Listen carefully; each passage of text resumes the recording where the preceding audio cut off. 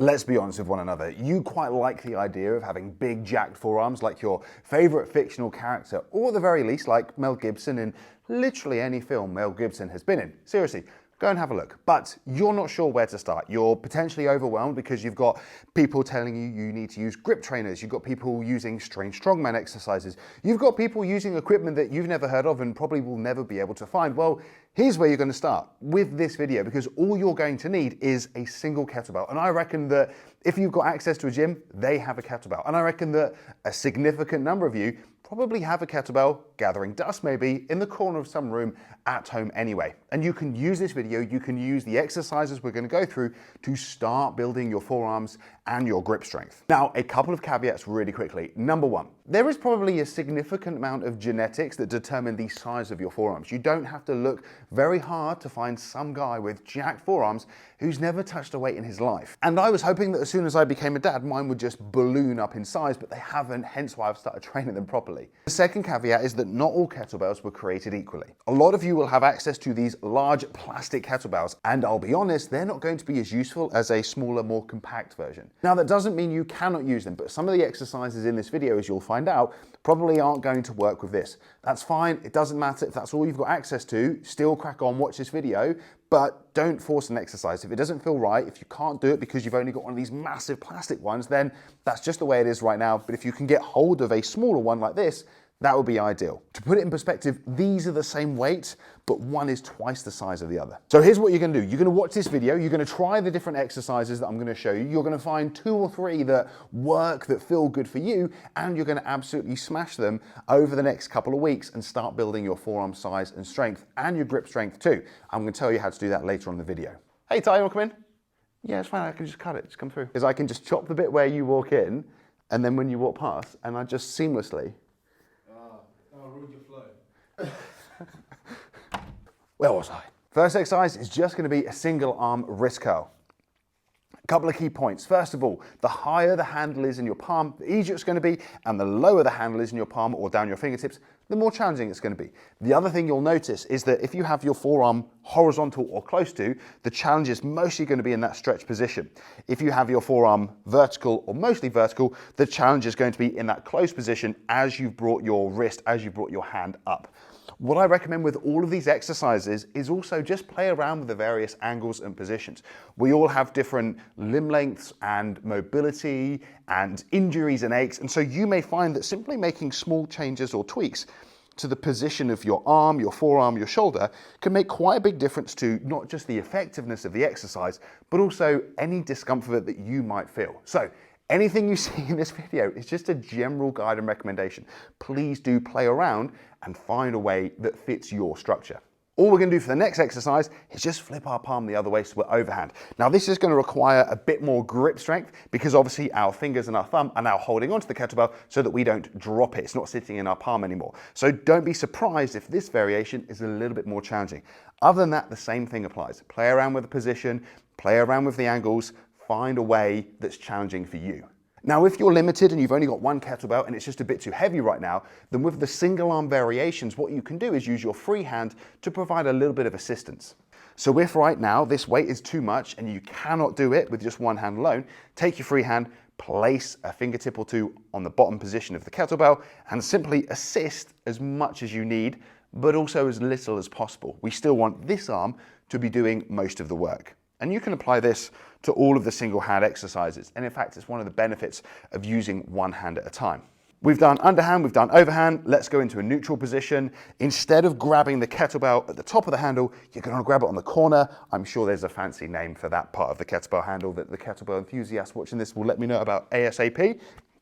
Now this is too heavy for me to do a full repetition with unassisted. So just as I've said, I'm going to take a couple of fingertips, place them on the kettlebell with my free hand, and just assist a little bit so that I can complete the repetition. And what I can do is I can even do this after a few repetitions. So let's say, for instance, that you could do 5 reps of one of these exercises, but you wanted to do 10, 15, or 20, you can simply extend the set by doing the first 5 unassisted and then adding in a little bit of assistance. So it's a bit like doing a drop set, and you can just increase the assistance that you're providing as your forearms, as your muscles get more and more fatigued. So we've worked the neutral position where we're trying to bring our wrist up. Now we want to do the opposite. We want to try and bring our wrist, our pinky, back towards our forearm. To do this, once again, grab the corner of the kettlebell handle, but on the other side, and simply bring your hand, your pinky, up behind you.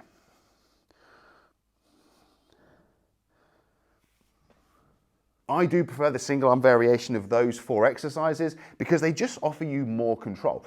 But if you've got a heavy kettlebell, if it's a bit too much right now, we can use both hands at the same time. For the underhand wrist curl, we simply just place a few fingertips within the kettlebell itself, and then we grab hold and we try to bring that kettlebell up as high as we can.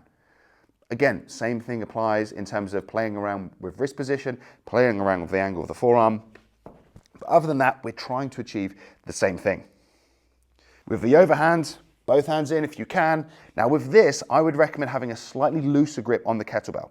If you grip the kettlebell really hard, then what you'll find is at the bottom position the kettlebell hangs, but as you try and bring that kettlebell up, you're going to try and bring the heaviest part of the kettlebell out as far as you can, and you're going to find it becomes very, very challenging very quickly. Instead, if you can maintain a loose-ish grip, the kettlebell will stay hanging down and you can work through that full range of movement with a bit more consistency.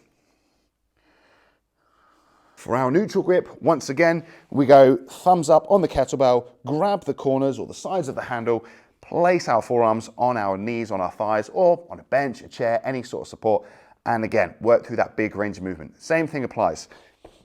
A more horizontal forearm position is going to work the lower part of the range of movement more.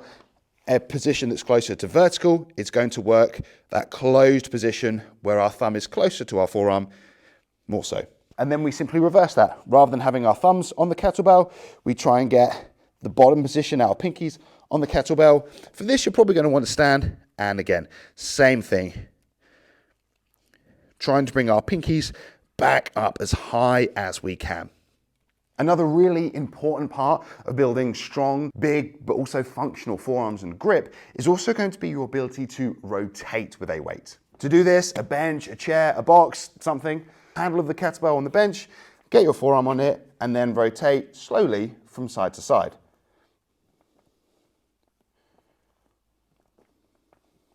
To make this more challenging, you can just have the kettlebell on support, and you will probably find that is a little bit more challenging. And if you're really hard, then you can have your arm on the bench or whatever you're using to support and have the kettlebell freestanding. I'm not there yet. For now, those are all the exercises you're going to need to directly train your forearm, to get it bigger and to get it stronger. But we also want to train our grip a little bit while we're here.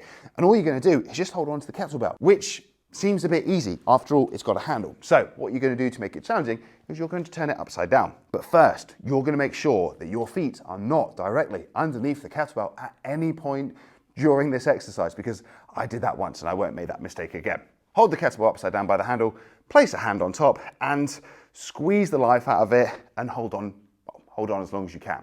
I recommend having the kettlebell close to the floor so that when your grip gives out, you can simply place it down rather than dropping it from a great height. Now, when you're doing this, you can either start from a high position and hold on from there, or you can just pick it up from the floor and have the kettlebell handle on the floor and just pick up. You can either hold for time, as long as you can, or you can do little repetitions. You can rep it with one hand, move it a few inches off the floor, rep it with another. And those are all the exercises you're going to do right now. And like I said, all you need is a single kettlebell, which I'm confident you have at the gym, or you might even have at home. And if you want to get a cheap kettlebell online, they're really easy to get hold of. And the way you're going to utilize these exercises is twofold. First of all, you're going to do them at the gym, obviously, but you're going to do them in between sets of non-conflicting exercises, which is a fancy way of saying don't do this between things like pull-ups and rows and deadlifts. But if you're doing something like a leg press or a leg extension, a lower body exercise, especially one on a machine, then you can take a kettlebell like this over, and during your rest intervals, which might be 2 or 3 minutes long, you can simply start getting some reps out. If you're doing a warm-up set for your upper body, if you're doing a dynamic warm-up, you're doing some stretches, you're doing a bit of conditioning to begin with and get your heart rate up, then again, you can take a kettlebell and you can just start doing some reps here or there.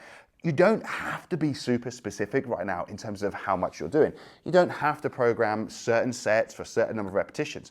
What I like to do with my own training and with my clients is I just give a time to accumulate over the course of a week. So if you're at home or if you're at the gym, you're just trying to accumulate a few minutes here or there. And by the end of the week, maybe you will have totaled up 20, 25, or maybe even 30 minutes. When you're at home, you don't have to do loads. Just find 5 or 10 minutes and get as many reps out of 1 or 2 different exercises as you can.